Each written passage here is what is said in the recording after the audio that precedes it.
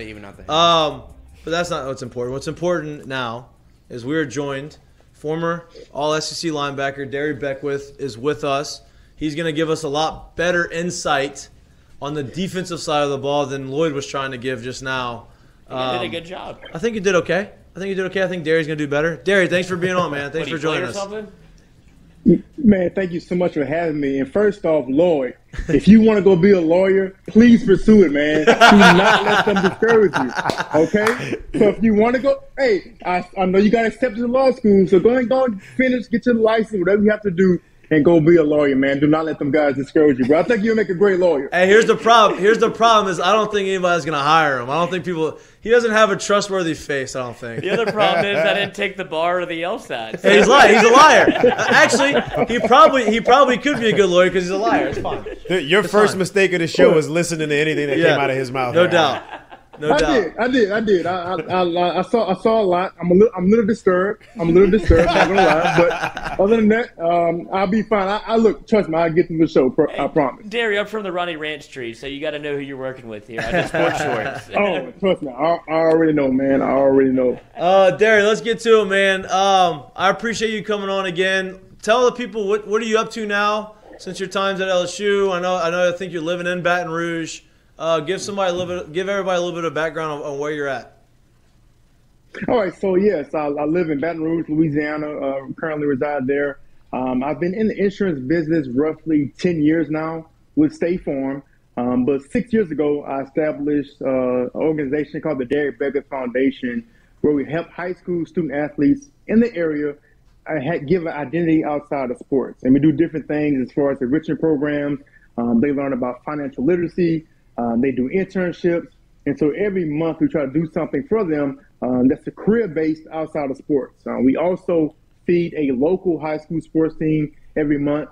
We also going to start a financial literacy program across the East Baton Rouge Parish schools and Ascension Parish beginning in the spring of 2023. And we give away scholarships. So we do a lot. That's awesome. But the main thing is to let high school athletes know that they can have an identity and they will be just as successful when sports does end, because it will one day.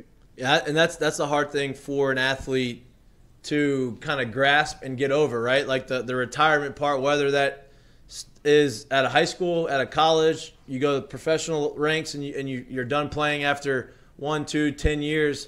You know, that transition after is always difficult. And, obviously me and Jared have done the same thing. And so that's an awesome thing that you're doing. I think it's a good thing to get the kids thinking that way early on, and I think it's going to benefit them. So, kudos to you, man, because that's awesome, hard to do, and I appreciate it. Let's get to football. You're in Baton Rouge, so I'm assuming you're obviously been paying attention to what's going on right down the street at LSU. Obviously, they're going through the transition period of a whole new staff, new coach, new voices in the locker room. What have you seen through the last 2 games? Obviously, you had Southern and you had Florida State. Have you seen a difference in the way the team is kind of run and kind of the things that you've seen, and what are some things that you wish you can see better? I think for Florida State, what I saw, I think it's 2 parts to that game. And like most LSU fans who are extremely unrealistic, and they think that what do you mean? Everybody's realistic over here. What are you talking about? What are you talking about? No. Mikey had him winning 10 games going to the national championship. That's not true. No, that's not true. No, not at all, Mikey. I think for the Florida State game, it was 2 different halves to that. I think the first half, they did not have a sense of urgency on offense. I think they were still trying to find out who they were. And you see in the second half, they kind of sped things up, got the ball moving around and did kind of up-tempo. And I know people from home watching the game on TV saying, well, why can't they go up-tempo every single play? Well, that's nearly impossible. Like Jared would tell you, playing wide receiver, you can't do that. Right. But I think in the second half, they did a great mixture of that, of going up-tempo. And you saw that Jaden Daniels was able to do some things. And look, they were 1 point away from winning the game. An extra point block from winning that football game. And I think they had another field goal block early in the game. Well, the main thing in that first game is fixing the special teams. I think that's something that we all wish they could have fixed. And I think they adapted to that and got it corrected coming into the week 2 for Southern. But I'm more optimistic than everyone else, I think, regarding LSU. Again, to the second half, I saw something a little bit different offensively. I think on defense, specifically against Florida State, I just feel like the guys were out of position. When I mean out of position, I feel like they were disguising too much on defense pre-snap, but when the ball was snapped, they didn't get back into the defense they were supposed to get into.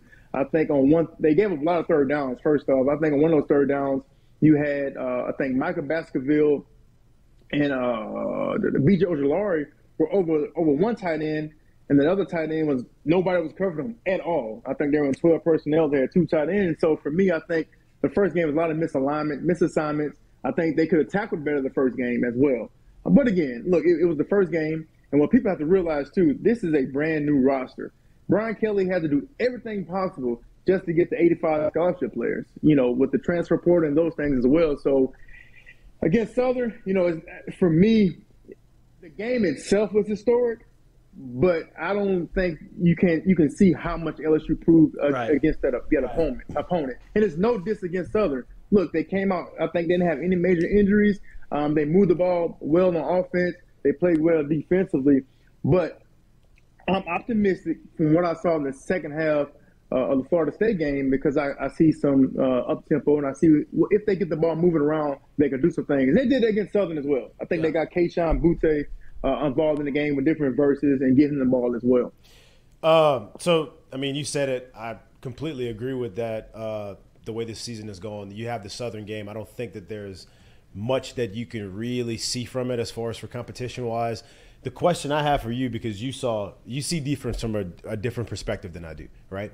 You saw a lot of misassignments in game one. For me, as I watched it and I'm thinking about how this thing goes, gave up a lot of third downs.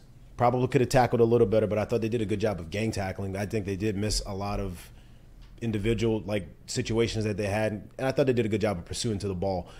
When you see the Southern game, and like I've tried to tell them, I've said this a lot of times, when you have a school like this, you watch a game like that, this game should be over in the first half. That tells me a lot about how things are being coached and where things are, because it shouldn't be close. You see it like that. You see the way things happened in the first game. Do you feel like where this team is right now, there is a lot of room for growth, but where they are right now, do you feel like, man, I like what I'm seeing because of where they were, the amount of new players that came in, and the amount of new coaching and new voices that came in? Do you like the way they've been coached up and what you think you've seen so far? Absolutely. Look, they corrected a lot of stuff after game one. You saw different offensive line lineup. I think you saw more linebackers play against Southern. If Brian Kelly and that coaching staff didn't care about the season, if Brian Kelly made an excuse, oh, look, we got a bunch of new guys, we're going to roll with what we have, right? If you saw them making that excuse, then I would be worried. But they're not making an excuse. They made adjustments going to game two. Look, Malik Neighbors, I know he muffed 2 punts against Florida State. I know previously Brian Kelly in a week said that he was going to keep him at punt return, but he didn't. He had a new punt returner back fielding punts. I think you saw more linebackers. You saw Michael Baskerville, who finally got in the game. They took Harold Perkins, who needs to be on the field. And I know people want him to be that inside linebacker position and play immediately, but people fail to realize, too, coming out of high school, if you're faster, if you're bigger, and you're more athletic than anyone else, you could just run around. It's a whole different ball game when you get to college and you asking your man to line up off the ball and read these offenses and these run pass read offenses. It's extremely difficult. But what I like what they're doing with him, they put him at outside linebacker. Don't worry about any assignments, Harold. Don't worry about any of that right now. Just rush the passer and use the athletic ability. So I saw them do different things like that defensively. So that's why, for me, I'm extremely optimistic because of the changes that they made. They're not stubborn. They're not stuck in their ways, and they're willing to change and adapt to be successful. Yeah. You're talking about the linebackers, and that's a perfect segue into my next question because they're playing Mississippi State this weekend, right? Obviously, Mike Leach and Mississippi State, they have a very unique offense. They have the air raid offense. They like to throw the ball a lot. They run a lot of crossers. They have a lot of mesh routes. They try to confuse the defense with a lot of the type of the scheme that they run, right? Which puts the linebackers in a position where they're going to have to cover a lot more than they probably normally do. How do you prepare for an offense like that? And as a linebacker, what is your strategy going into a week like this? I think defensively as a unit, you have to be extremely disciplined, and you have to be like short-sighted and have a short memory in a sense, because a team like this, you're going to give up a lot of passing yards. If we go back to a year ago, if you look at the stats, Mississippi State outgained LSU a lot in that game. But one thing they didn't do is that they didn't outscore LSU. Right. And when you play a Mike Leach team, you have to bend and don't break and keep everything in front of you. And so, from a fan perspective, I thought they should have played, more man against Florida State and not so much zone, okay? But with a team like Mike Leach, this is going to be a zone game. The reason you cannot play man is because what happened 2 years ago. That's not good. Let's not do that again. I know. Look, I had the worst soundbite ever with Coach Bellini when I went on Moscona when they hired him. I was like, it's the best hire ever. And, yeah, they didn't work out. Anyway, so this is going to be – Wait, what about it didn't work out? I don't know, man. I had high hopes. I don't know. Look, Jared was there, when Buck Pelini was there. I don't know what that was. I think it was just linked. I don't know. I don't know. I have no idea. The welcome back tour was just a little unsuccessful. Oh man, I think the money too. He's like, screw it. Like, I think he's still got to pay me. So yeah, that wasn't the boat I knew, right? Right. Exactly. Anyway, another round on me. This is gonna be a zone. You're right. It's gonna be a zone-oriented game through the simple fact that you want to keep everything in front of you. You have to limit how many people that you rush, because if you rush too many people, they're gonna hit these little dink and dunks right over top of you. So for me, the game plan is to rush 3, drop 8. Rush 3, drop 8. And if you're watching from home, as a fan, you cannot get bored. You can't say, well, why are not blitzing? Why are they not sending pressure? Because if you do, the pressure that you, wherever you send it from, if you send a 5 blitz or something like that, they're going to hit you where you left that spot. So, is that because the offense is such a quick hitting offense? Is that because they get the ball out so quick, right? You don't have time to get to the quarterback. Absolutely. Yeah. Absolutely. It's not. They're not worried about deep routes. They're worried about like these little 5-yard ends, a 10-yard dig, and things of that nature. So if they keep everything in front and tackle well and take great angles, then I think they'll be fine. If you don't tackle well and you don't take great angles, I think that's when you have the recipe for disaster. When you face a quarterback that's experienced and that's elite, I say elite, experienced, and has been in a system that he seems to thrive in, like Will Rogers does at Mississippi State, is the discipline and the staying within yourself and doing the things that you just said. Is that the most important thing, or there's other things that you can do to try to confuse him? I think you don't want to disguise too much, right. Because like I said, I think they struggle with that the first game. So if you struggle with it the first game, this is not the game to try to disguise pre-snap. Whatever you're running, just get into it. Like, don't worry about rolling coverage and all those things. Just get into it. And just be disciplined. Mike Leach probably runs 5 plays. That's it. 5 plays, but they run it at an extremely high level. Yep. But if you just do what you're supposed to do your assignment, and do not try to do too much. One guy on defense cannot be a hero. One guy on defense can't figure, I'm gonna jump this route because I feel like I can, or I feel like I can. Maybe whatever the case may be, you have to be on one accord. It has to be they have to be all together in one unit to be successful in order to win this ball game or stay in it. As far as being an optimist about this situation, as far as for opponents to face in your SEC opener, could you have picked could you handpick in your mind right now a better team for them to be facing right now in the league? I don't know, because personally, I feel like every game that they play in SEC is a toss-up. Yep. Like somebody asked me today, man, how you feel LSU going to be? Like, are they going to win? Or I said, I have no idea. Like, I wouldn't be surprised if they won. I wouldn't be surprised if they lost. I just think specifically the SEC West is just ridiculous. You can compare it to the NFC West. Or whoever Division One, the top division in NFL. So it doesn't matter who they play. I think every week is going to be a tough opponent. Now, you will like them maybe play somebody like Vanderbilt, possibly. See, but that's that's my question too, because for me, I feel like Vanderbilt's the SEC version of the cakewalk, where we don't really get an idea of what you're getting, right? Like we don't really get to see what you're getting. Like I feel like you come into this game, you're gonna get tested. If you do what you're supposed to do, you should come out on top. Now, how much, I don't know. We'll see, right? But I feel like this is a great opponent for them to start the league play with, because you do get a good idea of what you got and how they're because you can't lose, but if you play well, you can win. It's like, okay, you can look impressive doing it, right? I get it. I get it. Yeah, that makes sense. So you talked about the SEC. You talked about, how every game is kind of a toss-up. Last week, they had, there's some teams that didn't really perform very well. Alabama almost got beat when they were on the road against Texas. Appalachian State went to A&M and beat A&M. You had, Florida, who had a big loss. What do you say? Hey, yeah.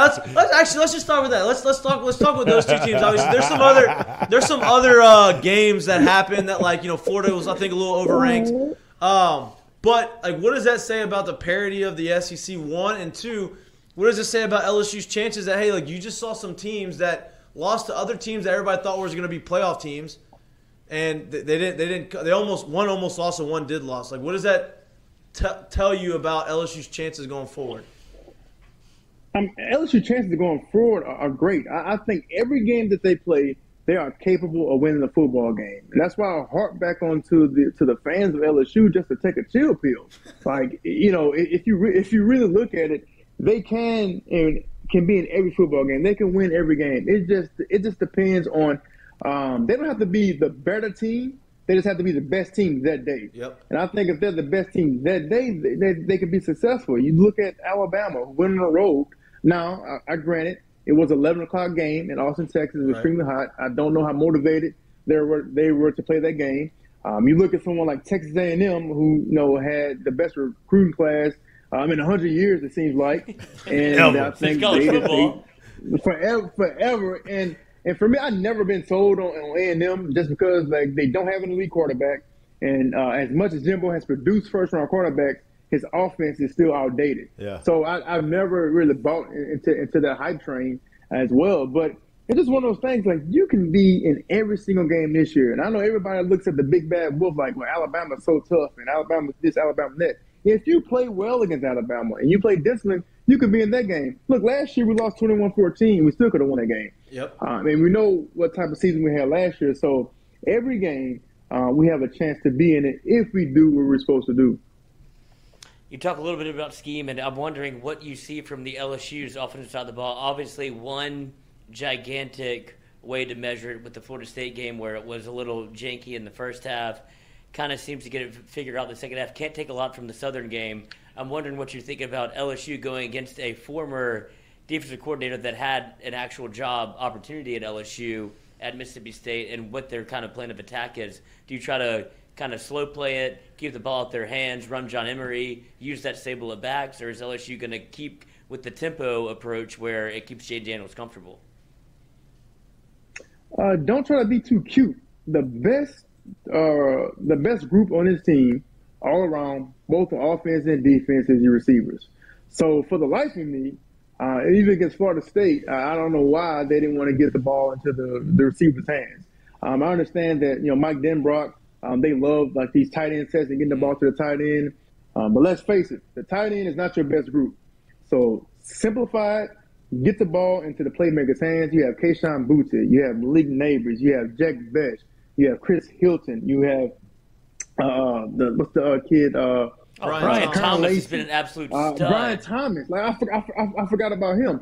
So why complicate things? And I think from a schematic standpoint with Mike Denbrock, I think any coordinators, if you've done something over a long period of time, it's hard to break from that. But at some point, when you walked on LSU campus and you saw what you saw, you have to not be so stubborn and realize, wait a minute, I've never had these type of guys before in any locker room.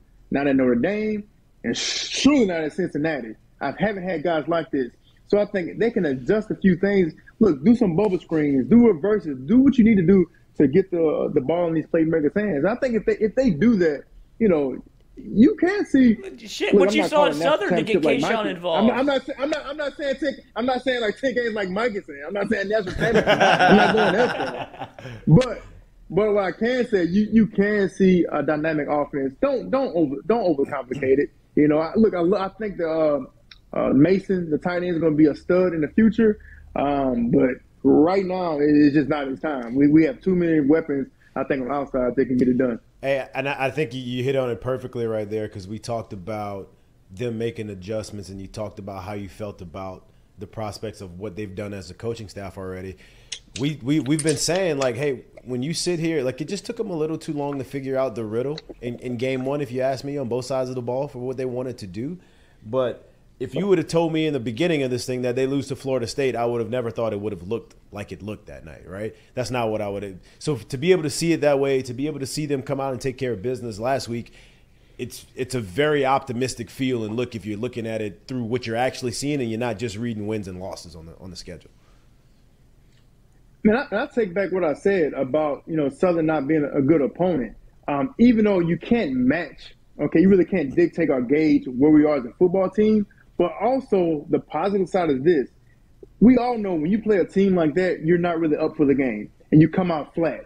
So one thing I can't take away from that game, LSU did not come out flat. They came out hitting on all cylinders and they took care of business, and the game was literally over within the first 8 minutes. Yeah. And so for me, I think that's a positive I take away from it, and that's where I give hats off to the coaching staff to getting these guys ready to play. Yeah. Darry, if you're on defense and you see that man wander off to the 15-yard line, what's your first move? Well, nobody saw him. The fan. I mean, nobody saw him. He literally was walking the field while they were running the play. So I think nobody saw him. What if we go sweep that way? Yeah, what if we go screen pass, you cut it off, and you read it, and you pick it off, and you got a guy And this guy standing Marwan's right in front of you. there. You run him over, or you run around him. No, I'm not. I'm gonna stop. I'm gonna shake his hand.